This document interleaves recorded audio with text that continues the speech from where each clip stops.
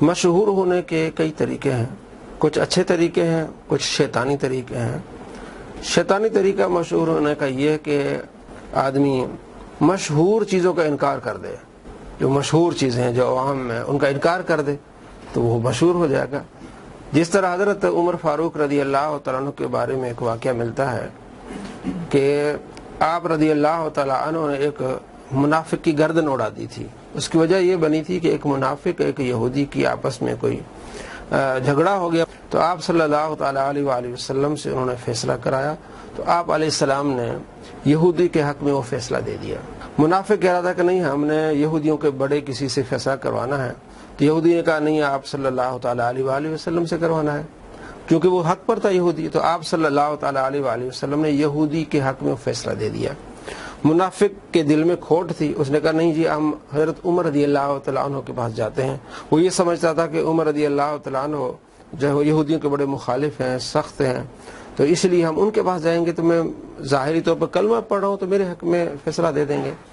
جب حضرت عمر رضی اللہ تعالیٰ عنہ کے پاس گئے اور پھر یہودی نے بتایا کہ جناب نبی علیہ السلام نے پہلے یہ فیصلہ کر چکے ہیں اور میرے حق میں دے دیا ہے، لیکن یہ بندہ پھر بھی آپ کے پاس لایا ہے، تو حضرت عمر رضی اللہ تعالیٰ عنہ نے فرمایا کہ ٹھہرو ذرا، میں آتا ہوں۔ گھر گئے، تلوار لائے اور اس منافق کی گردن اڑا دی۔ یہ مشہور واقعہ ہے، کتابوں میں موجود ہے، اس کی سند جو ہے وہ متصل ہے، لیکن اس مشہور واقعے کا انکار کرنے والے شخص ہیں جناب محمد علی مرزا صاحب۔ اتنا بڑا مشہور واقعہ ہر عالم سناتا ہے، کثیر تعداد میں کتابوں میں موجود ہے۔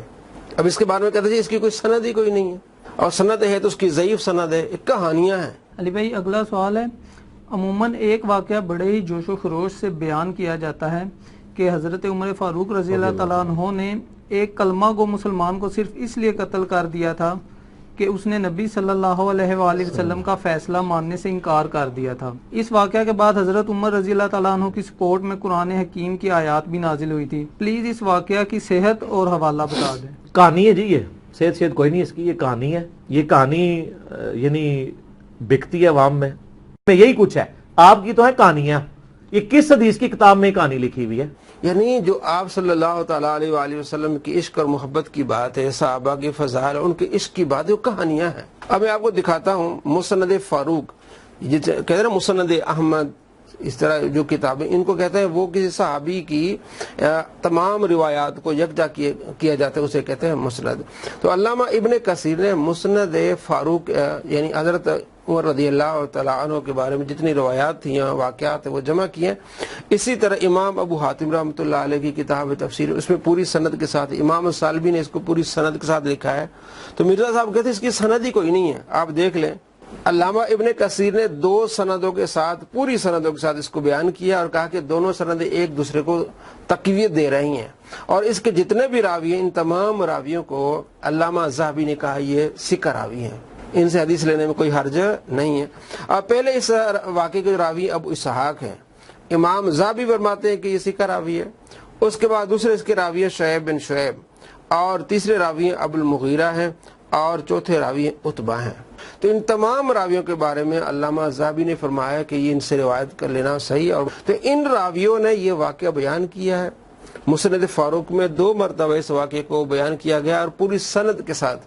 علامہ ابن کثیر نے تحقیق کر کے لکھا ہے کہ جناب علی یہ روایات ایک تو ثقہ ہے، دوسری ایک روایت دوسری روایت کی کو تقویت پہنچا رہی ہے، اور اسی جو ہے واقعے کو علماء سناتے ہیں۔ علامہ ابن ابی حاتم ہیں، امام سالبی ہیں، اس کے علاوہ کثیر کتب تفسیر میں اور کتب احادیث میں واقعہ موجود ہے۔ مسند فاروق کی حدیث کی کتاب ہے، کہتا جی کسی حدیث کی کتاب میں دکھا دو، کیا ہر واقعے کا بخاری میں ہونا لازمی ہے؟ کیا ہر واقعے کا مسلم میں ہونا لازمی ہے؟ کیا ہر واقعے کا سیاستہ میں ہونا لازمی ہے؟ آپ کو سند متصل مل جائے تو وہ آپ کو یقین کر لینا چاہیے، اور یہ عشق پر مبنی واقعہ ہے، آپ صلی اللہ تعالیٰ علیہ وآلہ وسلم کی محبت پر مبنی واقعہ ہے۔ حضرت عمر فاروق رضی اللہ تعالیٰ عنہ کا عشق اور آپ صلی اللہ تعالیٰ علیہ وآلہ وسلم کی محبت پر یہ مبنی واقعہ ہے، اس کو کہہ رہا ہے ضعیف ہے اور کہانی ہے۔ کہتے کہانی، اب یہ سارے محدثین کہانیاں کرا رہے ہیں، امام ذہبی کہانی کرا رہے ہیں، امام ابن کثیر یہ کہانی کرا رہے ہیں، امام ابو حاتم ابن ابی حاتم کہانی کرا رہے ہیں۔ یعنی اس طرح کا ایک اپنے آپ کو علمی کتابی کہنا اور مشہور واقعے کا انکار کرنا، اس کی وجہ کیا ہے؟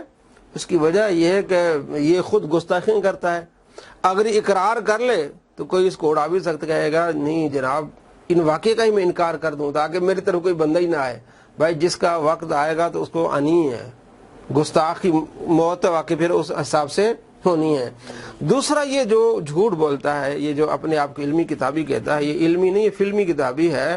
یہ کہتا ہے جناب دیکھیں بخاری شریف میں جو ایک اور واقعہ ہے کہ آپ صلی اللہ تعالیٰ علیہ وآلہ وسلم کے ایک رشتہ دار تھے، ان کے ساتھ ایک اور ساتھی تھے، پانی میں کوئی مسئلہ ہو گیا، پانی لگانے کے مسئلے میں، تو آپ صلی اللہ تعالیٰ علیہ وآلہ وسلم نے اپنے رشتہ دار کزن تھا ان کو کہا کہ آپ پانی لگا کے تو اپنے ساتھی جو آپ کا پڑوسی ہے اس کو پھر پانی لگانے دیں۔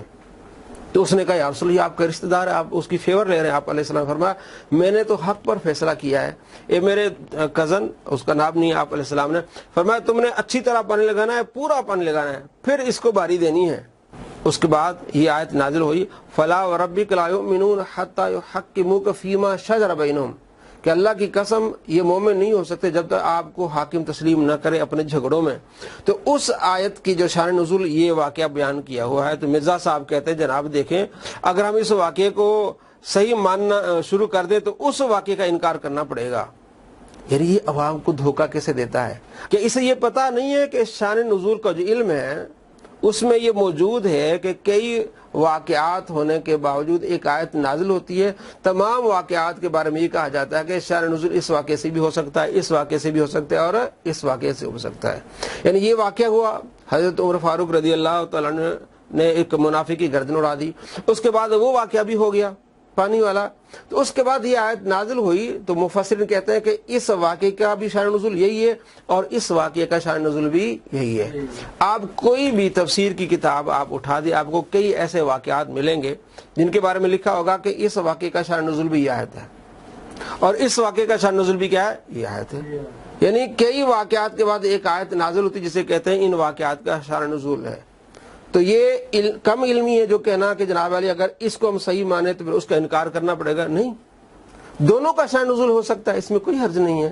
تو یہ دوست پوچھ رہے تھے، ہم نے آپ کو صحیح سند کے ساتھ بتایا ہے۔ امام ابن ابی حاتم کی تفسیر ہے، اس میں بھی پوری سند کے ساتھ لکھا ہوا ہے۔ علامہ ابن کثیر نے 2 مرتبہ اس سند کو اپنی مسند فاروق جو ہے اس میں اس کو لکھا ہے، اور میں نے آپ کو صفحہ بھی بتایا اور اس کی جلد بھی بتائی ہے، اور یہ واقعہ مشہور ہے، ہر عالم سناتا ہے۔ آپ صلی اللہ تعالیٰ علیہ وآلہ وسلم سے محبت کی عکاسی اس واقعے میں، حضرت عمر رضی اللہ تعالیٰ کی محبت کا ایک جذبہ ہے، لیکن انکار کرنے والے آج انکار کر رہے ہیں۔